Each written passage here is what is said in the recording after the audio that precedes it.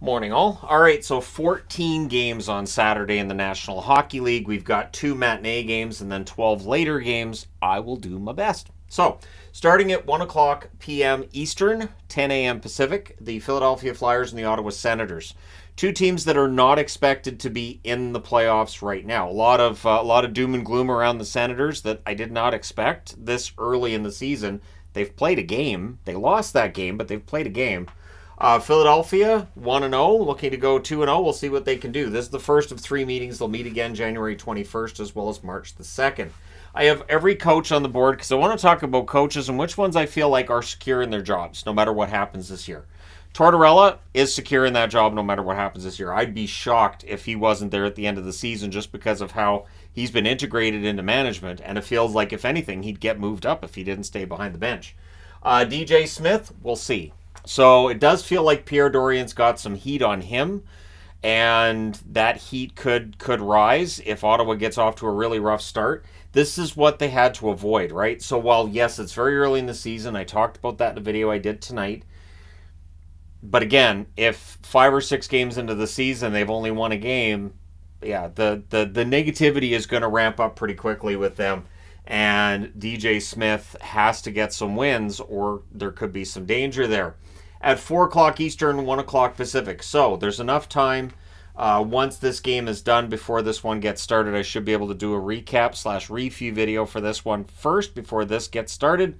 But at any rate, Florida and Winnipeg get started at that time, and this is the first of 2 meetings. They'll meet again on November 24th in Sunrise. For Florida, they're 0-1 off of a shutout loss against the Minnesota Wild. For Winnipeg, 0-1 after a loss at Calgary. So for Florida, the road trip continues. Paul Maurice, of course, no stranger to the Winnipeg Jets, nor the Winnipeg Jets any stranger to Paul Maurice. And then for Rick Bowness, this is year 2 for him behind the bench in Winnipeg. I think both coaches are pretty secure in their jobs, although if Winnipeg misses the playoffs, we could see some kind of house cleaning take place when the season's done. And then we get to the evening games. So we've got 1, 2, 3, 4, 5, 6 games starting at 7 Eastern, 4 Pacific, 1.5 an hour later, 1.5 an hour later. This is going to be the first time this season where I'm going to need Sportsnet Plus to bail me out a little bit because I can only watch 6 games on a TV. I can watch 2 on a computer, so 8 games. That is the maximum amount that I could try to follow at the same time. So, and then there's 4 later games, which are much easier to follow. So 7 Eastern, 4 Pacific, we have the Nashville Predators in against the Boston Bruins. This is the first of 2 meetings. They'll meet again on April the 2nd. Nashville's 1-1, coming off of a shutout victory for Saros and the team. Andrew Burnett, okay start. I think 500 through the first 2 games is perfectly fine. The Bruins 1-0, but that was a win over Chicago, so that's one you should win. For Jim Montgomery, of course, the Bruins trying to follow up on what was a great year, and I think both coaches pretty secure in their jobs.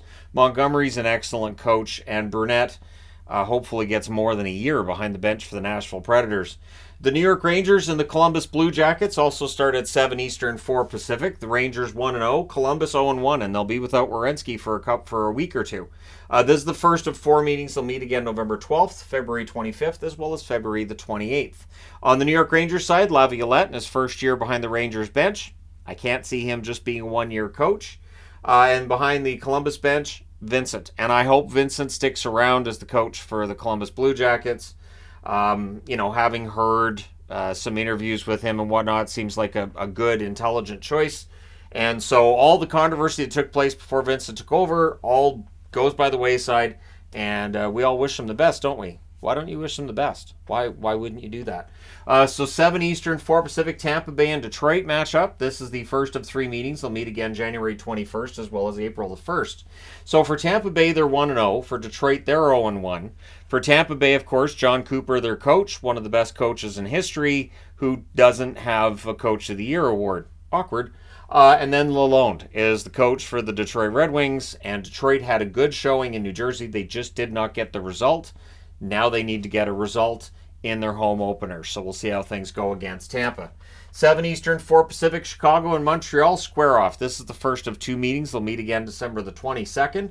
Chicago's a surprising 1-1 with the victory over Pittsburgh, lost to Boston, and this is a winnable game, to be honest. But they'll be without Hall, who has been upgraded from week to week to day, so maybe it's not as bad for him as initially feared. Luke Richardson, of course, their coach. I am a big Luke Richardson fan. I pushed for years to see him as a head coach in the NHL. I will say nothing negative regarding him and the job he's done. I think he's done well. For Montreal, of course, they lost their first game in extra time, so Marty St. Louis has not seen his team lose in regulation, and they're going to look to avoid that tomorrow against Chicago as well. This is their home opener, and again, with Chicago, they are in a rebuild. This is a game that you should win if you're Montreal. 7 Eastern, 4 Pacific, Calgary and Pittsburgh. So Pittsburgh evened their record tonight at 1-1. For Calgary, they're 1-0. This is the first of 2 meetings. They'll meet again on March the 2nd. For Calgary, of course, Huska took over as the coach. I feel like the difference in this team since changing in management and the coach, it's noticeable. It's absolutely noticeable, the feeling around the team, and hopefully that translates to some results and we see Calgary back in the playoffs. On the Pittsburgh front, now that they're 1-1, Mike Sullivan behind the bench. I've seen some people not happy with Sullivan's coaching style, and they missed the playoffs last year. I will say if Pittsburgh misses the playoffs this year, Sullivan may very well end up finding himself unemployed for about 5 minutes until another team picks him up. But again, Huska, first year behind the bench for Calgary, should be safe. 7 Eastern, 4 Pacific, the Minnesota Wild in against the Toronto Maple Leafs. This is the first of 2 meetings. They'll meet again on November the 19th. Minnesota's 1-0. They get that fantastic shutout victory from Gustafsson, and Dean Evason's going to look for more from this team. Evason, it does feel like his job is pretty safe, but if Minnesota gets off to a rough patch here and there, and if they're struggling to score, it might be easier to change the coach. On the Toronto front, they're 1-0, but Sheldon Keefe, and just because there's always so much noise around the Leafs, if the Leafs go on a 3-4 game winning streak, or 3 or 4 game losing streak, I should say, there'll be questions about his job. You know what? Sure. They're on a 3 or 4 game winning streak, but we don't like how they're winning, so should Keefe go? Sure. That's a realistic pitch for an idea that I could totally see happening. 7:30 Eastern, 4:30 Pacific, so this is where it gets tough because this one will be on the computer. This is Buffalo and the New York Islanders. So Mooring Islanders, it's their first game. It's their home opener. Now, one thing to keep in mind is they've been waiting. What we've seen is teams that are waiting longer, like Washington tonight, they don't look very sharp out of the gate. So they're against Buffalo, who are 0-1 coming off that 5-1 loss against the Rangers. They should be looking to bounce back. This is the first of 3 meetings. They'll meet again on October 21st as well as March the 14th. For Buffalo, Don Granato, his job should be safe unless Buffalo has a nightmarish start. It'd have to be an awful start to the season. And Lane Lambert should be safe behind the bench for the New York Islanders as well. That being said, they haven't played a game yet, so we'll see what the Islanders can do, but I'm wearing Islanders because why not? 8 o'clock Eastern, 5 o'clock Pacific, the Seattle Kraken and the St. Louis Blues meet in a matchup of 2 teams that have yet to record a win this year. This is the first of 3 meetings. They'll meet again January the 26th and April the 14th. The Seattle Kraken are 0-2, and they can't score, so they're going to have to change that. They're against a St. Louis team that did show some leaky defense last year, so Seattle's going to be hoping for that tomorrow to get their confidence back. Dave Haxtell, of course, recently got an extension from the Seattle Kraken. Shouldn't be any danger to his job.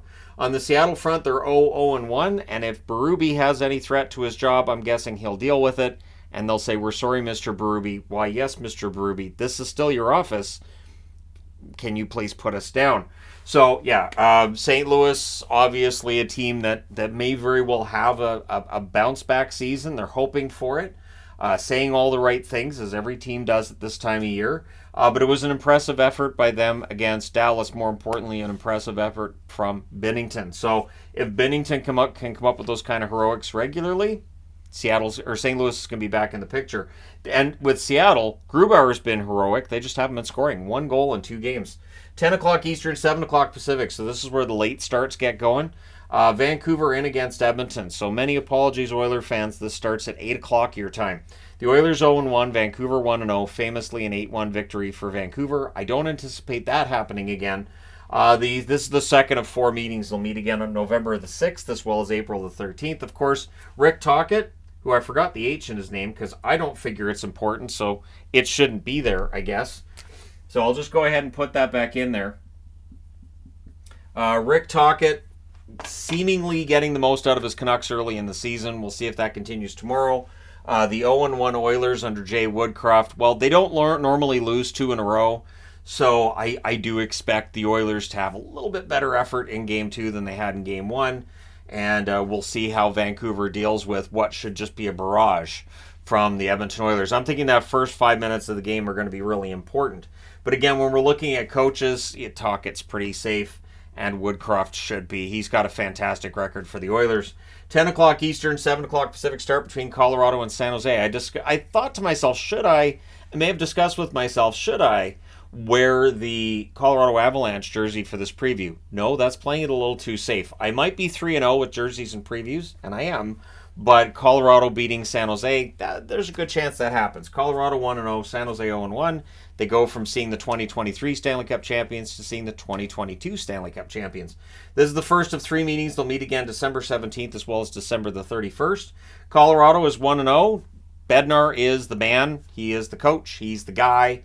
And on the San Jose side, they're 0-1. David Quinn should be safe in his job because there's not much expected of San Jose. So the win-loss record won't determine his job, I wouldn't think. It'll be the progression of guys like Bordelot and Eklund and any other young players coming into the lineup. If they're not showing progression, they may look for more of a teacher's coach, however you want to look at that. Somebody who can work with the youngsters, right?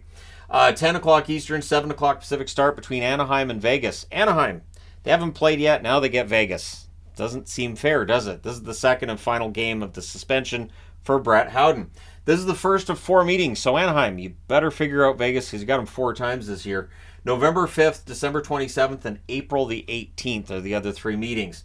So Cronin starts his career behind the bench of the Anaheim Ducks. I wish him the best. He says all the right things. He's very confident about the team, and now the rubber meets the road. On the Vegas side, they're already 2-0. I'd be very surprised if they're not 3-0 by tomorrow night, and Bruce Cassidy and the Vegas Golden Knights just look like they're already in mid-season form. So, yeah, it could be a long season for teams in the Pacific.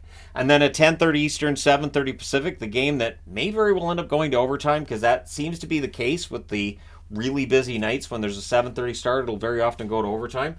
So it's Carolina in against the LA Kings. This is the first of 2 meetings. They'll meet again January the 15th. Carolina coming off that home win over the Ottawa Senators. For the Kings, they, of course, lost their first game of the season. We'll see how it goes. Brindamore behind the bench of Carolina. Brindamore and Berube, I think, are the most intimidating of the coaches in the National Hockey League. You know, I've never done a power ranking of which coaches I think are the most intimidating. That might be an interesting list to do, actually. Yeah, now that I'm thinking about it, that might be an interesting list. And Brindamore is going to be number 1, so spoiler alert. On the LA side, Todd McClellan, who has an extension as well, I do believe, from the LA Kings. I think he got that over the summer. And, yeah, he's not really going anywhere either. But if the Kings get off to a slow start, I would expect there to be a lot of negativity about McClellan because we had that last season when they got off to a slow start. So we'll see. Let me know your choices for the winners in the comment section below, as always. Don't forget to hit like and subscribe if you're browsing your way through. You just happened upon this video. It's going to be very busy, very long day. But there are a lot of busy, long days in the National Hockey League this year. What it works for me, though, there are also more days where there's 3, 2, or 1 games.